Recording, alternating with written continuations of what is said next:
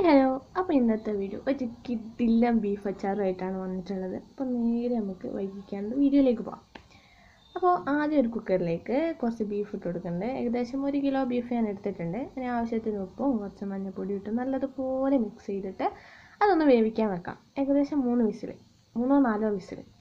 അപ്പോഴേക്കും അത് നല്ലതുപോലെ വെന്ത് കിട്ടിയിട്ടുണ്ടാവും.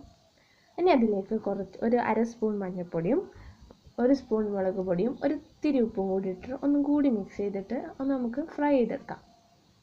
ഇനി ഇവിടെ ഫ്രൈ ചെയ്യാൻ യൂസ് ചെയ്യുന്ന എണ്ണ എന്ന് പറയുന്നത് നല്ല എണ്ണയാണ്. എന്നിട്ട് ഇതൊക്കെ നമുക്കൊന്ന് വറുത്തെടുക്കാം. എന്നിട്ട് ഒരു പാത്രത്തിലേക്ക് ഉലുവയും കടുകും ഇട്ടിട്ട് ഒന്ന് വറുത്തെടുക്കാം.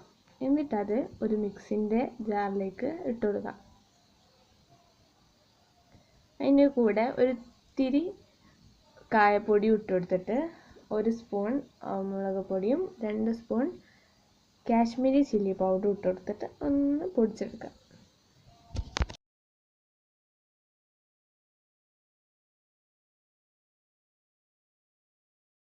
ഇനി വേറൊരു പാത്രത്തിലേക്ക് കുറച്ച് നല്ലെണ്ണ ഒഴിച്ച് ഒന്ന് ചൂടാവാൻ വെക്കാം.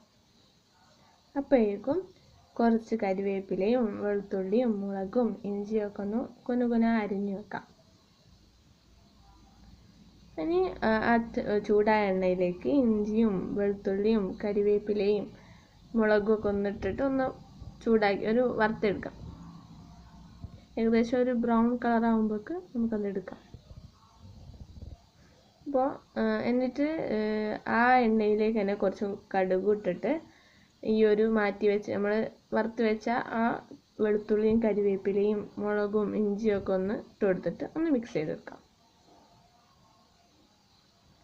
എന്നിട്ട് നമ്മൾ നേരത്തെ വറുത്ത് വെച്ച ബീഫ് ഇതിലേക്ക് ഇട്ട് നല്ലതുപോലെ ഒന്ന് മിക്സ് ചെയ്തെടുക്കുക. എന്നിട്ട് 2 സ്പൂൺ കാശ്മീരി ചില്ലി പൗഡർ കൂടി ഇട്ടിട്ട് ഒന്ന് മിക്സ് ചെയ്തെടുക്കാം. ഇപ്പോൾ കാണാൻ എന്താ ലുക്കില്ലേ. ഇനി അതിലേക്ക് കുറച്ച് വിനാഗിരി കൂടി ഒഴിച്ചിട്ട് നല്ലതുപോലെ മിക്സ് ചെയ്താൽ നമ്മുടെ ബീഫ് അച്ചാർ ഇവിടെ റെഡി ആയിട്ടുണ്ട്. അപ്പോൾ വീഡിയോ ഇഷ്ടപ്പെട്ടാൽ ലൈക്ക് ചെയ്യുക, സബ്സ്ക്രൈബ് ചെയ്യുക, അതുപോലെ കമൻറ്റ് ചെയ്യുക. That for today. ബൈ.